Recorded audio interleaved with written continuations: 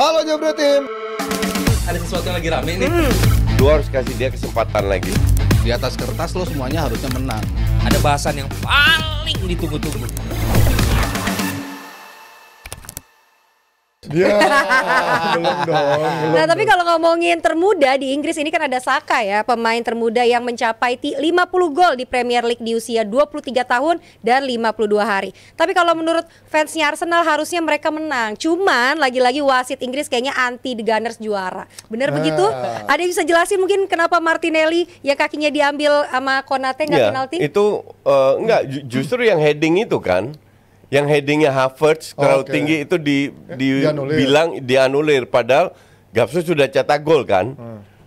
Gue nggak ngeliat pelanggarannya di mana. Dia bener-bener lompatnya lebih. Yang gol ketiga. Iya, dia lompat lebih tinggi. Ya? Enggak, kalau itu ada 3 sequence. Ya. Ada 2 duel sebelumnya. Yang di atas si Soboslai sama si Havertz. kan. Iya, itu pertama. Enggak, Soboslai sama itu dulu Kiwior. Nah, itu sequence Soboslai pertama. Kiwior dulu. Enggak, itu pelanggarannya di mana? Itu pelanggaran itu nabrak si. Nabrak gimana mau dia lompat lebih tinggi? Lu nggak bisa lihat dari foto. Lu harus lihat videonya. Justru ini fotonya kayak gitu. Tapi kalau begitu lo lihat videonya, lo tahu bahwa si yang loncat itu justru pelanggaran. Nggak, pelanggarannya di mana? Gue tanya. Itu situ ngajak duel, terus begitu di atas dia nibanin ke arah situ. Dia berhenti, dia diem, dia nggak lompat. Bukan. Kiwior yang lompat. Jadi pelanggarannya di mana? Itu lo lihat depannya, wasitnya di depannya. Karena dia mau niup fluid, dia biarin dulu bola itu. Berikutnya di dekat setengah lingkaran itu, Konate dan Havertz. itu ada satu lagi kejadian seperti itu. Wasitnya mau niup lagi, tapi masih ada bolanya dibiarin. Yang kedua mau niup buat apa lagi? Ada kejadian lagi di apa kejadiannya? Ada kayak gitu lagi kayak gini. Kalau yang kedua itu Havertz sama Konate, Iya. di mana waktu duel itu Havertz tuh tangannya di mukanya Konate. Itu antara sikutnya kena muka Konate atau kena handsball karena di sini bolanya. Iya, itu pokoknya ada 2 kejadian yang wasitnya memang nggak mau niup, ditunggu sampai bolanya sampai terakhir. Dulu. Yang ketiga ya duel itu yang di dalam garis. Yang si pelanggaran juga. Yang Trent sama Havertz. Itu dianggap sebagai pelanggaran. Jadi either 3 itu bisa menjadi pelanggaran. Ya, kalau dia tidak niup pertama, artinya pertama udah hilang dong, nggak bisa dihitung. Dia tidak niup kedua, dibiarin juga dong. Jadi lo harus ngelihat pelanggaran ketiga. Gue juga tidak lihat itu pelanggaran. Kalau ketiga yang nabrak itu pelanggaran juga.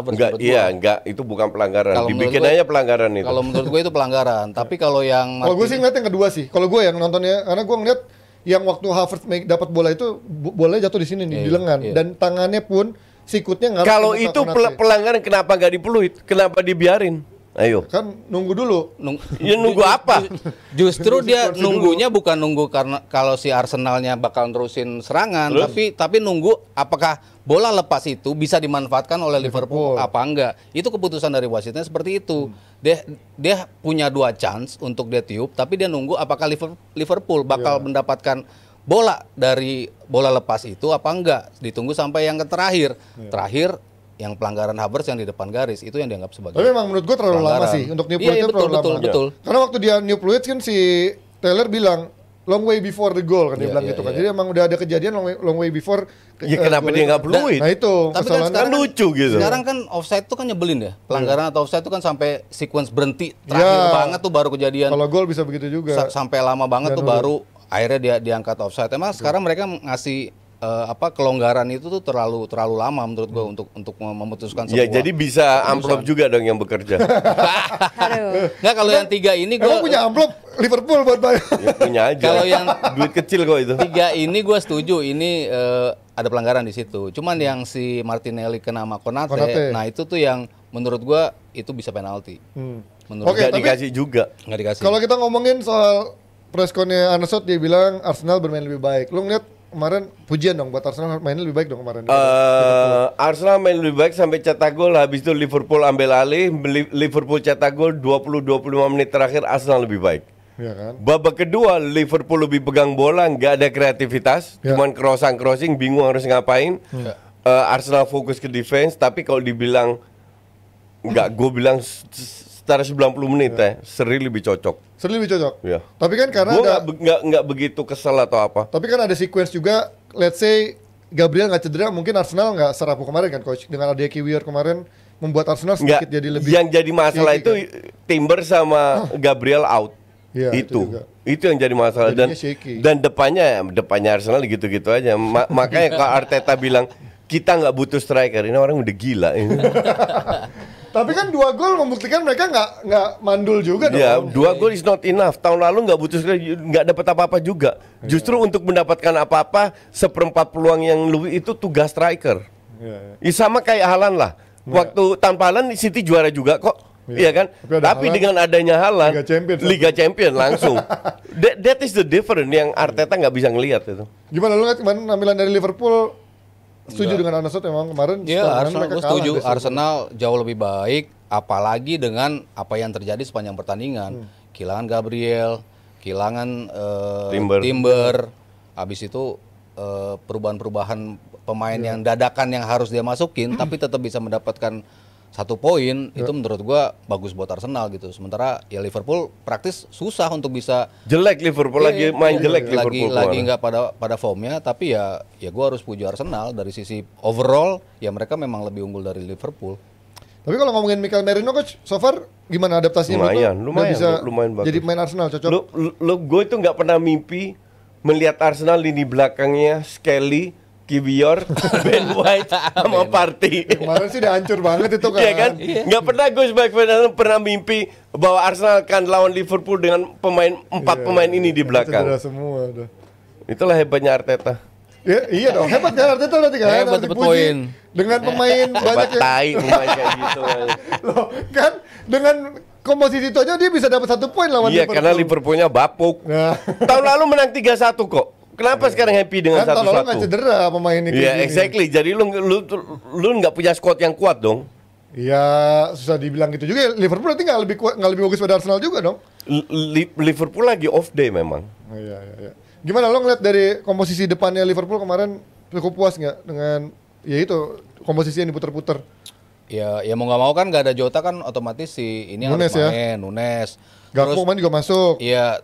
Gakpo lebih bagus ketika masuk dibandingkan Luis Diaz. Padahal sebelumnya ya Luis Diaz yang jauh lebih bagus lah dibandingkan Gakpo. Gakpo berapa kali jadi starter, menurut gua lebih bisa klinikal kalau yang main Luis Diaz di situ gitu.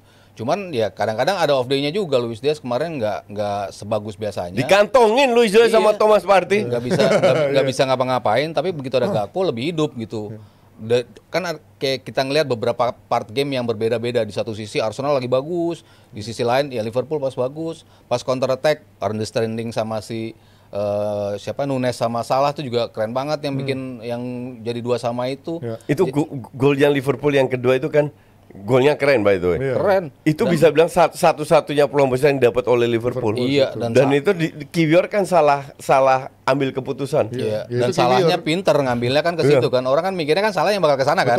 Sementara Darwin bakal narik ke tengah, mau ke Salah dulu balikin apa Darwin bagaimana, tapi enggak, ternyata justru Darwin ke sono. Salahnya ke tengah. Kiwior mau nutup tapi dia telat. Harusnya dia mundur ke belakang aja terus biar untuk cover. Iya, jagain Salah. Tapi ya what do you expect Kiwior? Di satu sisi kayak gitu dibeli sama Arteta. Kedua tim ini beradu hasil imbang, di satu sisi City naik ke puncak. Ketawa-tawa. Apakah ini menjadi tanda-tanda ya ini Arsenal sama Liverpool levelnya masih di bawah City dari sisi pelatih maupun dari pemain-pemain yang ada squad. Ya dari sisi pelatih sih pelatih lebih. Ya kan makanya gue bilang selama ada Pep ya lo kan susah. Udah, nggak akan bukan masalah Pepnya, nggak akan kemana-mana sama Arteta. Pep coach, kalau nggak ada Pep kan udah tinggal Arsenal sama Slot doang. Coba Nagelsmann sama Hansi Flick yang pegang Arsenal. Kebanyakan fantasi loh. Ya itu kalau dari Arsenal dan juga Liverpool, kalian buat para fans Jebret Tim, apakah Arsenal dan Liverpool masih akan berada di atas sampai waktu yang lama, atau menurut kalian City yang sekarang akan tetap nyaman di puncak sampai beberapa pekan ke depan atau minimal sampai after jeda internasional berikut ya? Oke, kita baca saweran Ines. Ini dia udah ada saweran dari siapakah dia? Hah? Belum ada? Oh, belum ada. Oke. Nah, kalau tadi Arsenal 10.000 nggak kita baca. Iya. Oke, Arsenal dan Liverpool emang layak dibilang pertandingan papan atas ya. Nah, tapi kalau West Ham sama MU, nah emang kelihatan levelnya. Ini dari tim wilayah timur ya. Karena di klasemen ada 3 tim United yang berderet, Jebret Tim. Ya. Jadi langsung aja kita bahas, Ji, mungkin dari pola pemainnya dulu. Tapi kita nggak mau manggil dulu. Oh, oke. Ya, Oke, dan punya tamu spesial. ya, Jebret Tim, gak hanya cuman kita berempat yang ada hari ini, karena kita kedatangan ini ada seorang ya legend dari sepak bola Portugal yang lagi memantau bakat dari Indonesia khususnya di daerah Jawa Tengah bareng Coach Justin juga. Langsung saja kita panggilkan. Ini kita sudah kedatangan ada Abel Xavier.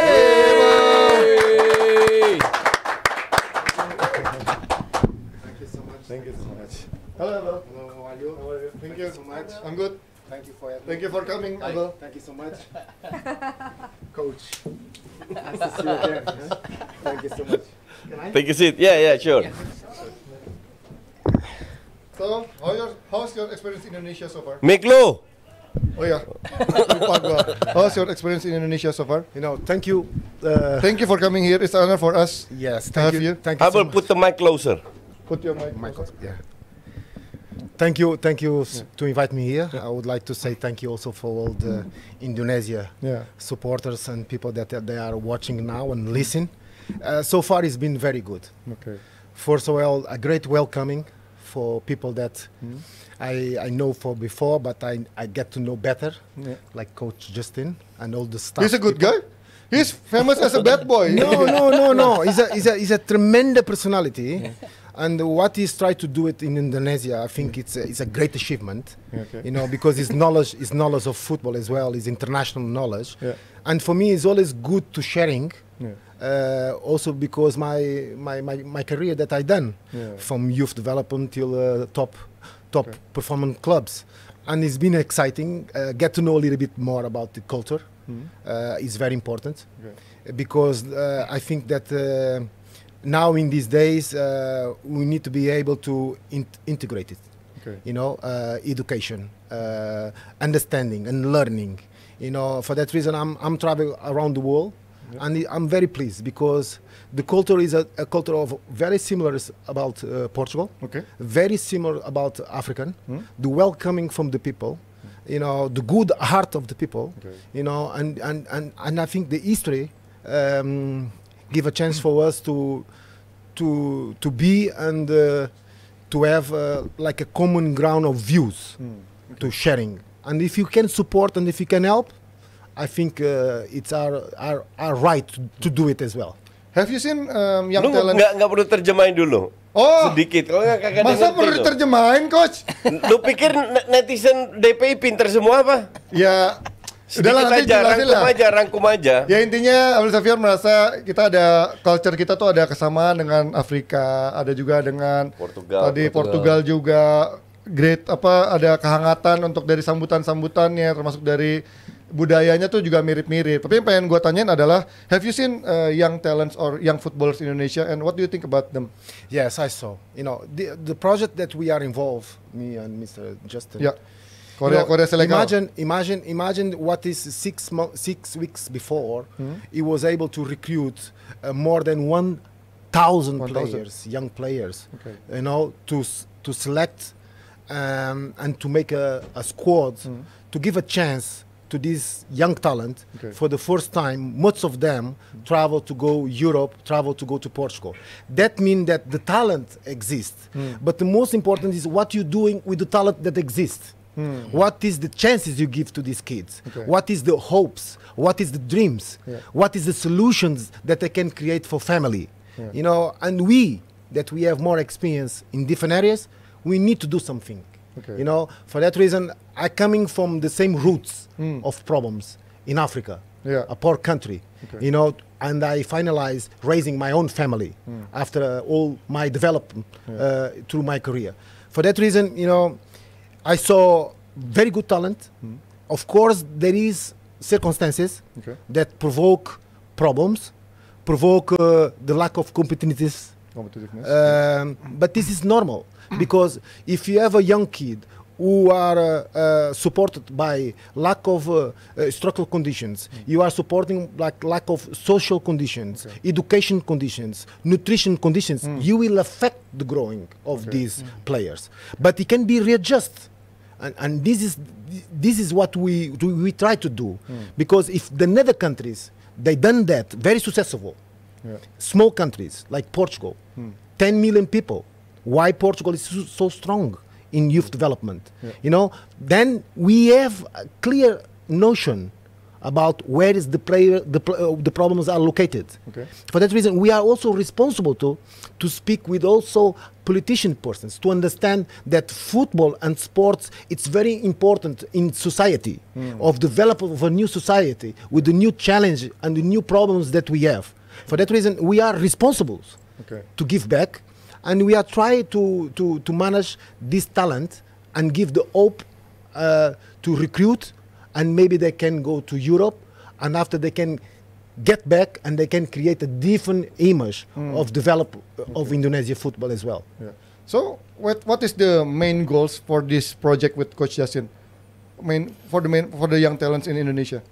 You know, I think it's a great opportunity. Imagine what is young players that they can see in the television, international big names. Yes. Like Cristiano Ronaldo. Cristiano Ronaldo, you can see him. Shoo! You hate him so much. Yes, but and also your interview with him. No. I don't hate him. GOAT player, Ronaldo, Messi. But if everyone speak about these great players, yes, they speak for a reason. Okay. It's because they already conquer. Yeah. Both of The them. Netherlands, both of them. The Netherlands, they try to arrive there, but it's very hard. It's very difficult. That stage is very difficult. Yes.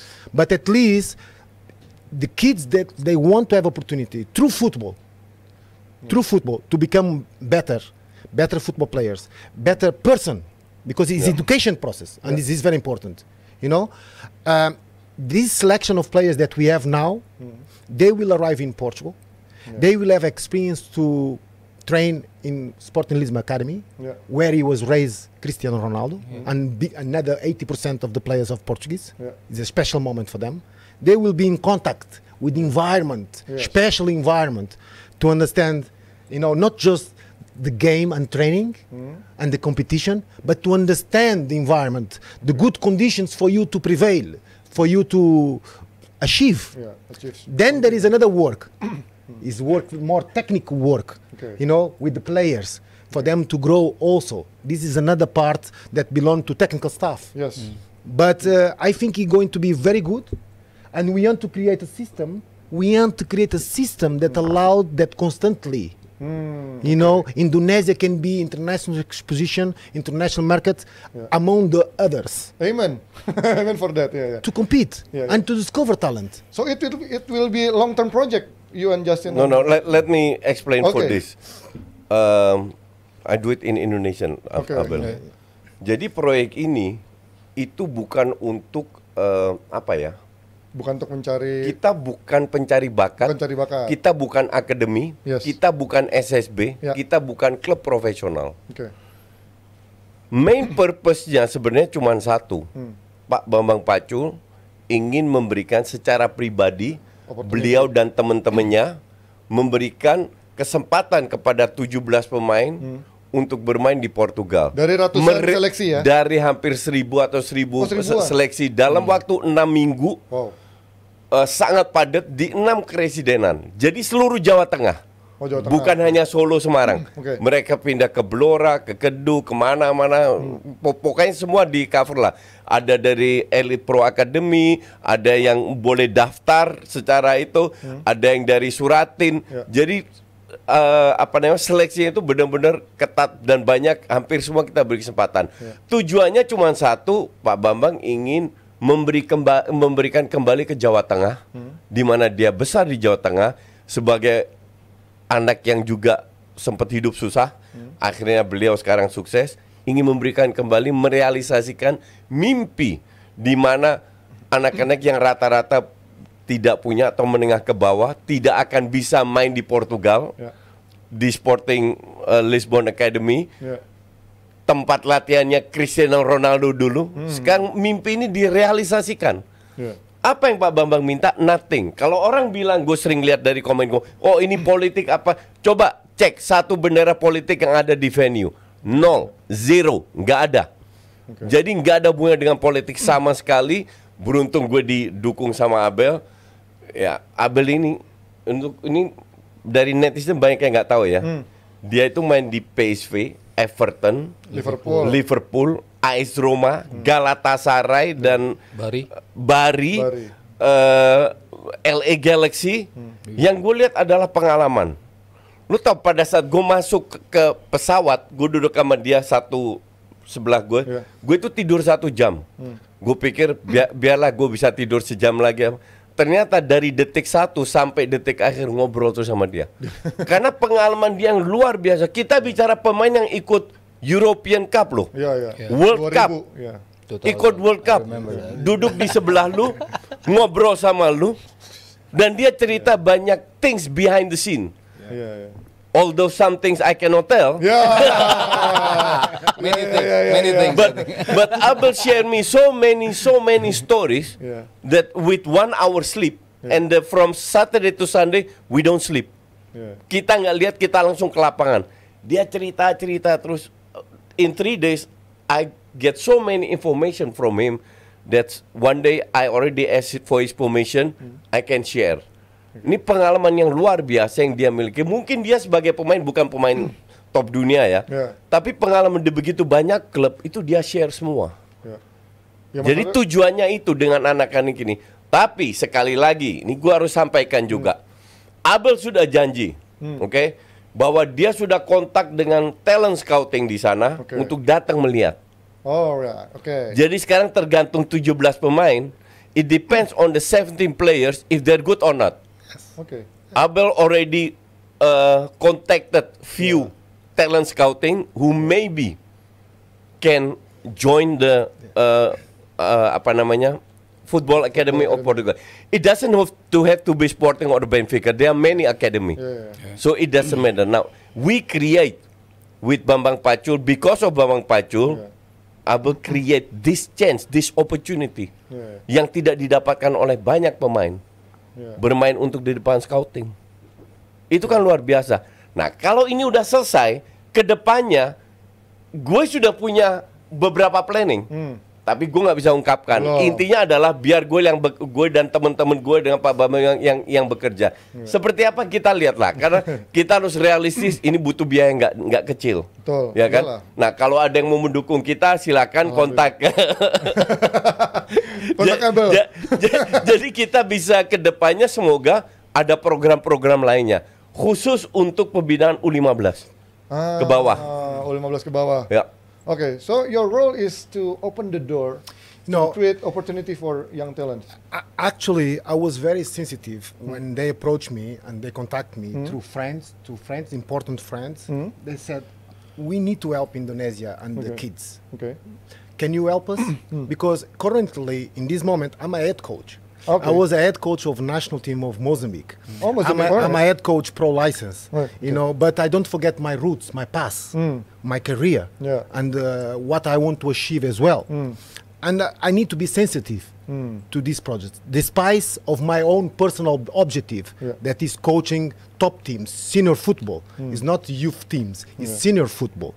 But because I grow with these problems, these environment problems, you know, and I know that there is different steps, and I know there is different context, but I'm trying to support, because is everything possible when you have networking. When you have networking and we have products, you have generations, you know, you need to support. Of course, after you need another people more, another people who can continue it, you know, sustainability of the project. Long-term project. Generations, products, technicians, form technicians to understand the way of coaching youth talent, because it's different coaching youth talent, coaching also ego players. It's completely different, you know. And I have that knowledge, and I'm trying just to share, to participate, and then create a sustainability that in a few years we can generate a model that is an example, and that also we can help, you know, the develop of the national structures of football that is still to be placed here in Indonesia. And you need to have a different kind of articulation, because the demographic is different. It's completely different. The specificity of the country, you need to understand. You know, you cannot copy models. You need to adjust the circumstances that you find, not just in regions, not just province, not just national, but the most important is to become international. Okay. To get the correct position of Indonesia football. And do you following recently our national team is reached from talent from Europe, Jaizes from Venezia, Mes Hilgert from Twente. What do you think about that? Is this good? Is it good or not? You know, one of the question marks, you know, is everybody want to win.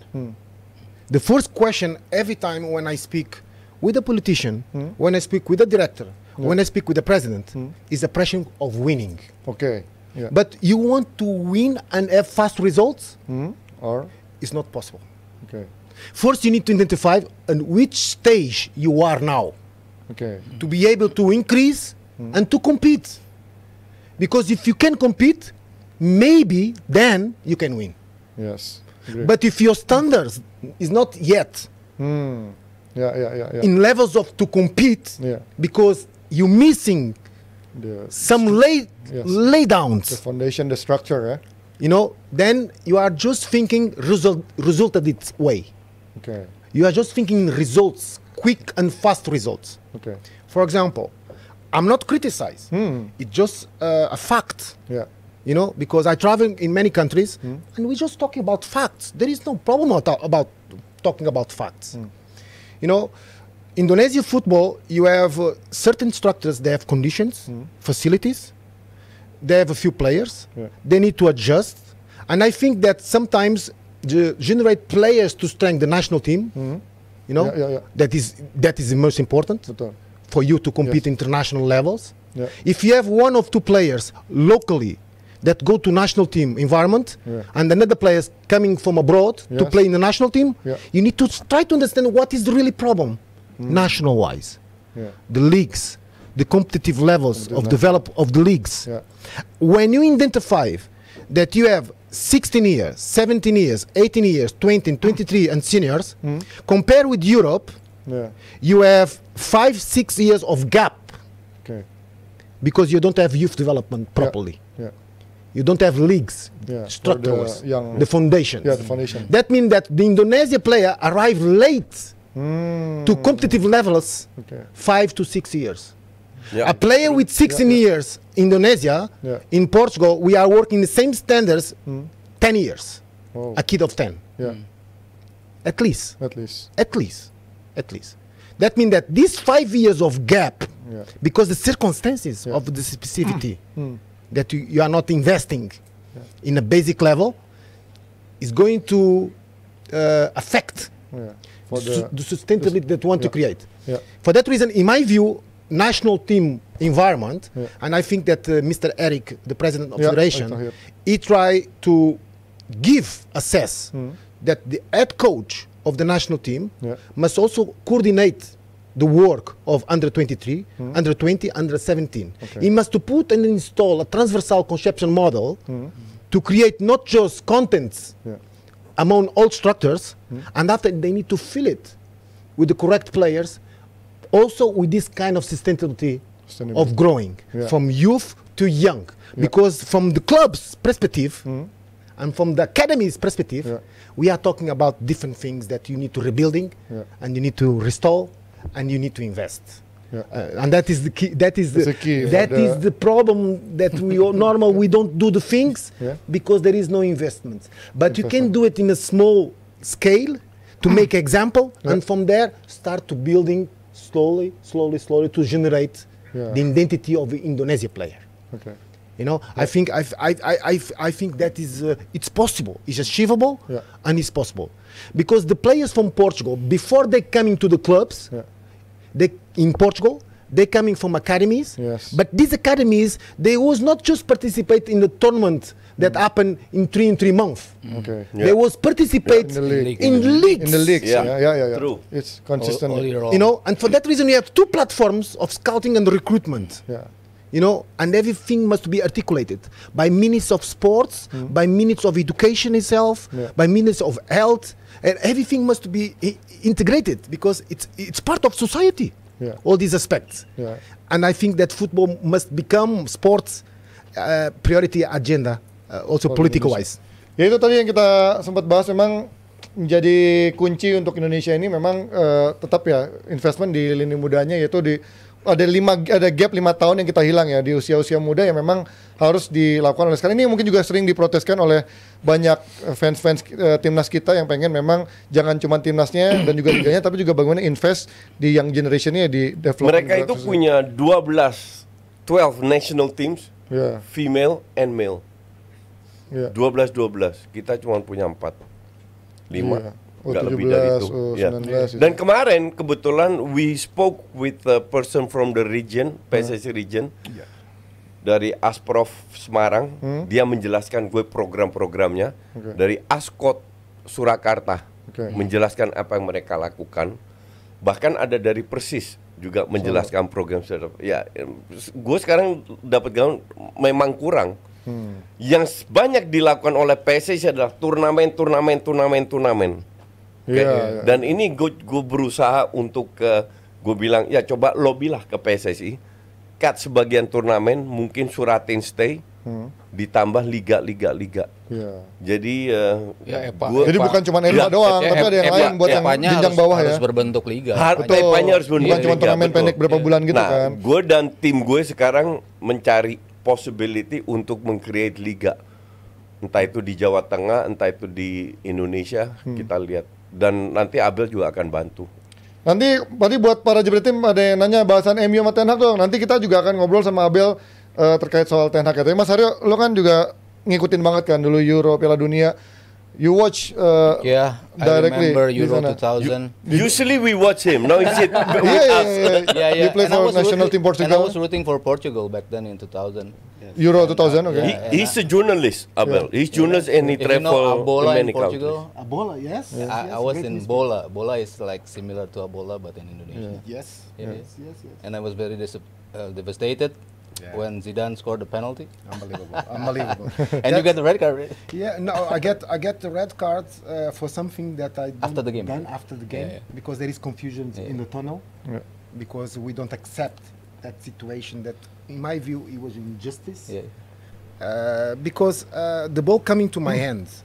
You know, in these days, we have so many doubtfuls about the same circumstances, actually. Imagine 24 years ago. You know, the ball kicked my hand. There is the sentence goal that allowed you to finish the game. Very cruel. You know, but I think that that generation of players, as you know, it was a very special generation of players in Portugal. And I think that in a normal situation, we should be in the final against Italy. And perhaps we win that. You would win if you because the football styling of playing, for the first time, we was very strong. Very strong team, Very strong team. If it happens now, at this moment, the same situation, you will not get penalty. Because Jordan was in natural position. No, I was saying because because I was saying that if you see the growing of football, there is two generations that we all the time fight each other. From youth. Portugal and France. For that reason, when we say that there is a massive rivalry, and unfortunately, the generation of Cristiano Ronaldo and with the coach Fernando Santos, they went to France and they win in France. And that was also affirmation of the immigrant people in France. You know, because there is this kind of social rivalry as well. Because normally the immigrant people, when they are in another countries, they are doing different kind of labor. Another kind of job. And you need to make affirmation through football when you win. You know, and that happened often, you know. And for that reason, you know, when we was not able to arrive to final, we stay very sad because the people. Because we lost a great opportunity, you know, to win Europe. For that reason, we are named a golden generation, but you never won nothing with Portugal. The generation we won, it was generation of Cristiano Ronaldo, the actual generation, very strong.